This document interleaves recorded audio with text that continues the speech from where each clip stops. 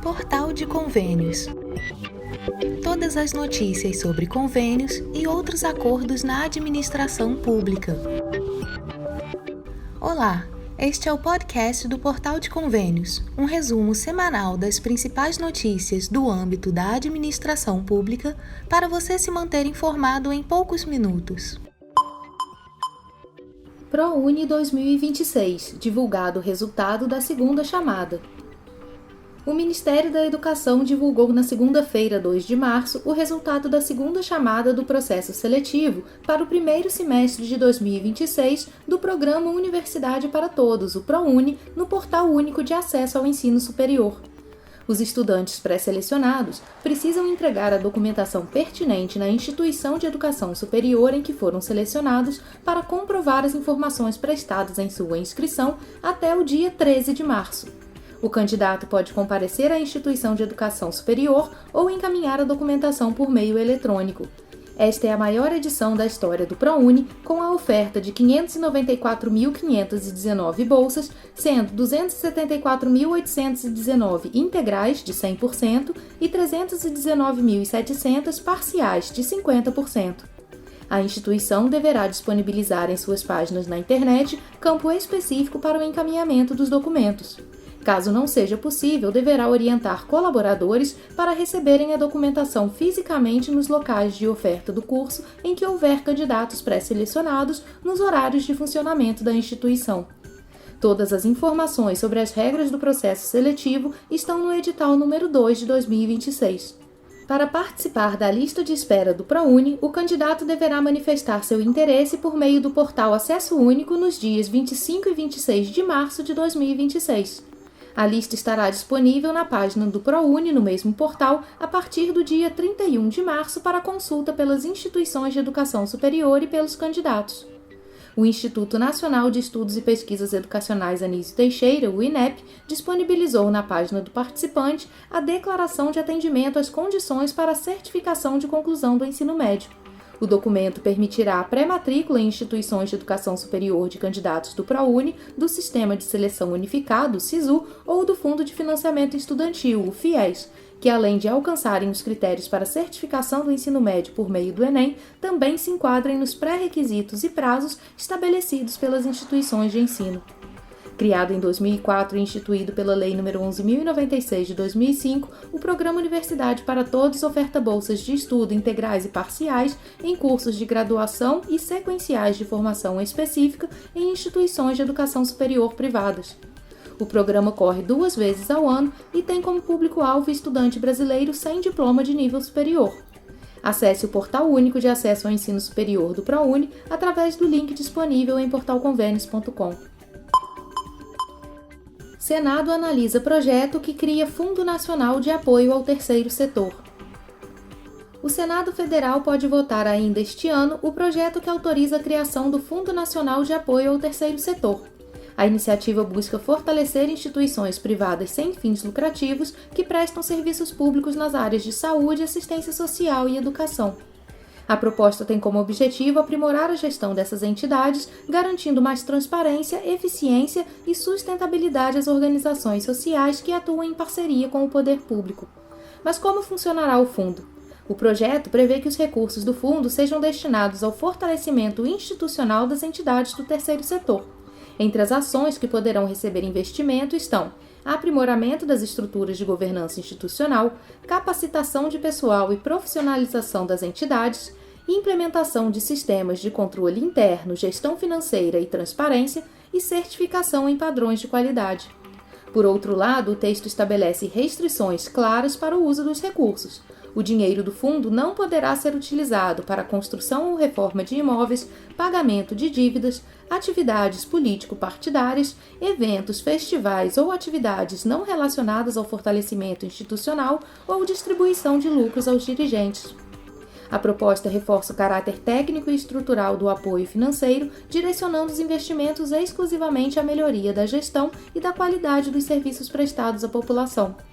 Autor da proposta, o senador Isalci Lucas, do PL do Distrito Federal, destacou a importância das organizações sociais na prestação de serviços públicos. Se tem alguém que faz um trabalho ainda social nesse país, são as organizações sociais. Seja na área social, seja na área de educação, creche, formação profissional. Quem está atendendo isso aqui em Brasília, inclusive, bastante, é as organizações sociais. Então a gente precisa criar esse fundo para fortalecer ainda mais essas instituições para elas poderem continuar trabalhando, oferecendo realmente uma qualidade na formação e nos trabalhos sociais que o governo faz muito mal e muitos nem fazem. Segundo o parlamentar, o fundo permitirá que essas instituições ampliem sua capacidade de atendimento e mantenham padrões mais elevados de qualidade. Para ter acesso ao Fundo Nacional de Apoio ao Terceiro Setor, as entidades precisarão cumprir uma série de exigências. Entre os requisitos previstos no projeto estão mínimo de 3 anos de existência, pelo menos 2 anos de atividades continuadas na área de atuação, estrutura mínima de governança institucional, sistema de controle interno implementado, regularidade fiscal, tributária e trabalhista comprovadas e aptidão para celebrar contratos e convênios com o poder público. Além disso, a seleção das instituições levará em consideração a relevância social dos serviços prestados e a representatividade territorial da entidade beneficiária. O projeto também estabelece a criação de um conselho gestor composto por 20 integrantes, incluindo representantes da sociedade civil. O colegiado será responsável por definir as diretrizes e prioridades para a aplicação dos recursos, além de acompanhar as ações financiadas. Para garantir a transparência e o controle social, as informações sobre as operações do fundo deverão ser publicadas em um portal eletrônico específico, permitindo o acompanhamento público do uso dos recursos. Caso seja aprovado, o Fundo Nacional de Apoio ao Terceiro Setor poderá representar um novo modelo de fortalecimento das organizações sociais no Brasil, com foco em governança, profissionalização e qualidade dos serviços prestados à população. Confira o projeto de lei número 427 de 2026 em portalconvênios.com. Conecta TCU. Plataforma ganha funcionalidade para procuração digital.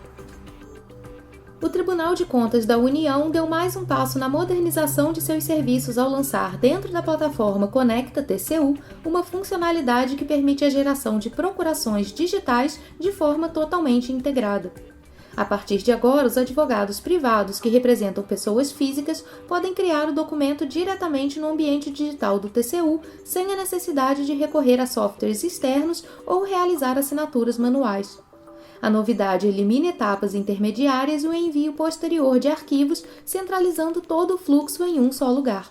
A medida visa agilizar a tramitação processual e reduzir a burocracia para advogados que atuam junto à corte em processos que envolvem diversas áreas de atuação. A integração também reduz o risco de erros e inconsistências, garante maior padronização dos documentos e aumenta a segurança jurídica, já que as assinaturas são feitas de forma eletrônica com autenticação via gov.br, o sistema de identificação digital do governo federal.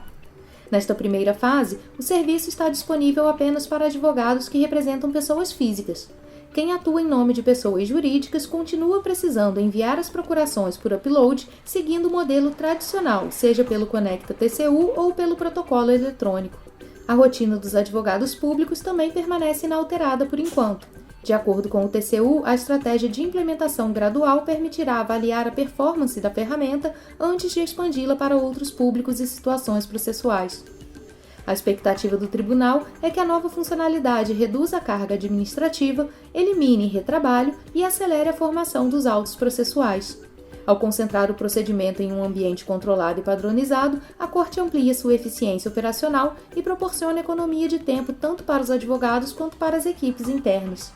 A iniciativa reforça o movimento de transformação digital no serviço público, com foco em oferecer soluções mais simples, seguras e acessíveis a cidadãos e profissionais que interagem com a administração pública. A conta gov.br é um meio de acesso digital do usuário aos serviços públicos digitais. Saiba como obter as credenciais de acesso através do link disponível em portalconvênios.com.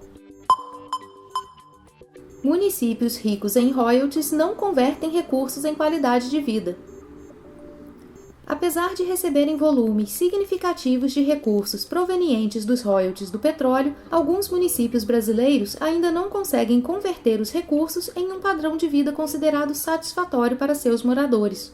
Essa constatação surge a partir do cruzamento de dados do estudo Petróleo e Condições de Vida, produzido pela organização Agenda Pública, com informações da Agência Nacional do Petróleo, Gás Natural e Biocombustíveis, a ANP, sobre as compensações financeiras pagas pela exploração petrolífera. A pesquisa analisou os 51 municípios que mais recebem repasses do setor e avaliou o desempenho dessas cidades em 8 áreas: educação, saúde, infraestrutura, proteção social, gestão pública, meio ambiente, finanças públicas e crescimento econômico. Segundo o levantamento, nenhuma delas alcançou classificação elevada no Índice de Condições de Vida. Em Maricá, no Rio de Janeiro, por exemplo, o índice registrado foi de 0,587 ponto, patamar considerado baixo. No entanto, dados da ANP indicam que o município recebeu cerca de 2,6 bilhões de reais em royalties do petróleo em 2024. Situação semelhante ocorre em Macaé, Rio de Janeiro. A cidade recebeu 1,4 bilhão de reais no mesmo período e aparece na 7ª posição do ranking, com 0,602 ponto, nível classificado como médio. Já em Campo dos Goytacazes, Rio de Janeiro, o cenário também chama atenção. Apesar de arrecadar 667 milhões em royalties em 2024, o município ocupa a 43ª colocação no ranking da Agenda Pública, enquadrado na faixa de qualidade de vida muito baixa. Nenhum dos municípios líderes em royalties atinge notas mais altas de qualidade de vida, de acordo com a tabela divulgada pelo estudo e disponível em portalconvênios.com. A tabela mostra que, mesmo entre as cidades bilionárias, o desempenho ficou aquém do esperado. E, embora nenhum dos 51 municípios tenha alcançado nível alto ou muito alto, 38 deles ficaram acima da média nacional, o que indica alguma contribuição relativa dessas receitas para as condições locais. Esta é a 2ª edição do estudo, que ampliou o número de municípios analisados, passando de 20 para 51 cidades. A nova publicação também aumentou de 6 para 8 as dimensões sociais avaliadas em comparação com a primeira versão divulgada em 2023. A pesquisa utiliza o Índice de Condições de Vida, o ICV, para medir a realidade dos municípios. O indicador reúne um conjunto de variáveis que consideram tanto a oferta quanto a qualidade dos serviços públicos disponibilizados à população. A pontuação final do índice é obtida a partir da média das 8 dimensões analisadas. A escala varia de 0 a 1. Quanto mais próximo de 0, pior é o nível de qualidade de vida. Quanto mais próximo de 1, melhor o desempenho do município. Com base nesse resultado, as cidades são classificadas em 5 categorias que vão de condição de vida muito baixa até muito alta. Em 2024, municípios como Maricá, Macaé, Niterói, Saquarema e Campos dos Goytacazes receberam juntos 10,6 bilhões de reais em royalties e participações especiais provenientes de campos de grande produtividade. O montante corresponde a 59% dos 18 bilhões de reais transferidos a todos os municípios do estado do Rio de Janeiro. Somados, o estado do Rio de Janeiro e seus municípios receberam 44 bilhões de reais, o equivalente a 75% da renda do petróleo distribuída em todo o país. Os dados constam em estudo publicado em 2025 pelo Instituto de Estudos Socioeconômicos, o INESC. A concentração de recursos em poucos municípios tem mobilizado entidades representativas dos entes locais, como a Confederação Nacional de Municípios, a CNM. A entidade lidera uma campanha em defesa da revisão dos critérios de distribuição dos royalties, tema que é objeto de ação no Supremo Tribunal Federal desde 2012.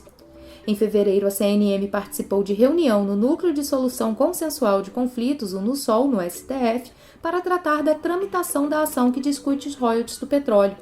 Na ocasião, representantes da entidade apresentaram as necessidades e expectativas dos municípios no processo. A CNM afirmou em nota que seu posicionamento é pela busca de um consenso federativo e pela constitucionalidade da Lei nº 12.734 de 2012, resultado de amplo debate do movimento municipalista no Congresso Nacional. Durante a reunião no NUSOL, foi sugerida a construção de convergência quanto à modulação dos efeitos da norma, especialmente em relação aos municípios confrontantes e não confrontantes. A expectativa da entidade é que esse consenso seja alcançado em novas reuniões. O presidente da CNM, Paulo Zilkowski, avalia que a forte concentração dessa receita nos cofres de poucos municípios configura uma das maiores distorções do federalismo fiscal brasileiro. Segundo ele, é necessário considerar que os royalties decorrem da extração de petróleo em alto mar e não diretamente do território desses entes locais. É bom lembrar que, constitucionalmente, os recursos naturais da plataforma continental, como o petróleo, pertencem à União, não havendo qualquer razão para que se indenizem os municípios ditos produtores, muito menos com base em um critério de confrontação geográfica desses municípios com campos de petróleo localizados em alto mar. A CNM também informou que a auditoria realizada pelo Tribunal de Contas da União em 2025 identificou inconsistências na legislação vigente, apontando fragilidades no sistema de distribuição. A discussão envolve a ação direta de inconstitucionalidade ADI 4.916 e processos conexos, que tratam das alterações nas regras de distribuição de royalties e participações especiais devidas a estados e municípios. As ações foram encaminhadas ao NUSOL pela ministra relatora Carmen Lúcia em 2023. Em portalconvênios.com você acessa o estudo Petróleo e Condições de Vida na íntegra. Promac. Mapa corta quase R$1 bilhão em licitação após alerta da CGU. Uma licitação bilionária do Ministério da Agricultura e Pecuária, o MAPA, para a compra de milhares de máquinas pesadas, virou alvo de alerta da Controladoria Geral da União, a CGU, e acabou sofrendo um corte de quase R$1 bilhão no valor previsto. As informações foram divulgadas inicialmente pelo portal G1. O processo previa a aquisição de 6.000 máquinas pesadas, incluindo escavadeiras, retroescavadeiras, motoniveladoras e tratores agrícolas, que seriam destinadas ao Programa Nacional de Modernização e Apoio à Produção Agrícola, o PROMAC. A estimativa inicial da licitação era de R$ 4,07 bilhões, mas após auditoria da CGU e revisão do processo pelo Ministério, o valor caiu para R$ 3,19 bilhões, uma redução de R$ 887.460.000. Segundo os auditores, o processo apresentava fragilidades na justificativa para a quantidade de máquinas solicitadas e falhas na pesquisa de preços, o que acendeu o alerta dentro do governo federal. Um dos pontos que chamou a atenção da CGU foi a diferença entre o número de máquinas planejadas e a demanda registrada oficialmente. Enquanto o edital previa a compra de cerca de 6.000 equipamentos, os documentos analisados apontavam apenas 657 máquinas com demanda registrada e ainda não atendida. Para efeito de comparação, uma licitação anterior semelhante havia registrado a solicitação de 2.330 máquinas, número muito inferior ao previsto agora. Após questionamentos da CGU, o Ministério da Agricultura afirmou que existiriam 7.680 pedidos registrados em uma plataforma governamental, o que tornaria a compra prevista insuficiente. Mesmo com essa nova informação, o órgão de controle apontou que faltam estudos técnicos detalhados que comprovem a necessidade da compra em grande escala ou indiquem quais regiões do país realmente precisam das máquinas. O relatório também destacou a ausência de avaliações que mostrem os resultados práticos de compras anteriores realizadas pelo programa PROMAC. Outro ponto crítico identificado pela CGU foi a forma como o Ministério realizou a pesquisa de preços das máquinas agrícolas. A estimativa inicial se baseou em apenas 3 referências, uma contratação anterior do próprio Ministério e 2 cotações enviadas por empresas. Durante a auditoria, os técnicos descobriram que os administradores das 2 empresas consultadas possuem ligação societária com uma terceira empresa. Embora a CGU ressalte que a relação não caracteriza automaticamente irregularidade, a situação fragiliza a credibilidade da pesquisa de mercado, já que somente essas 2 empresas participaram das cotações. Além disso, as consultas enviadas aos fornecedores não informavam o volume real da compra, que previa cerca de 1.200 unidades de cada tipo de máquina. Na prática, isso impediu a aplicação da chamada economia de escala, que normalmente reduz os preços quando grandes quantidades são adquiridas. As cotações recebidas também foram consideradas inconsistentes. Uma empresa apresentou o preço para apenas uma unidade e a outra enviou valores para 27 máquinas. Os auditores ainda apontaram erros materiais no processo, como números incorretos em planilhas, ausência de atualização após mudanças técnicas e falta de documentos que comprovassem os cálculos apresentados. Após o alerta da CGU, o Ministério da Agricultura suspendeu temporariamente a licitação para corrigir as inconsistências. Em nota, a pasta informou que realizou ajustes no processo e afirmou que o principal problema ocorreu devido a um erro na aplicação de uma fórmula usada para calcular a quantidade de itens. O Ministério informou ainda que o processo foi retomado em dezembro de 2025, já com as adequações recomendadas pelos auditores.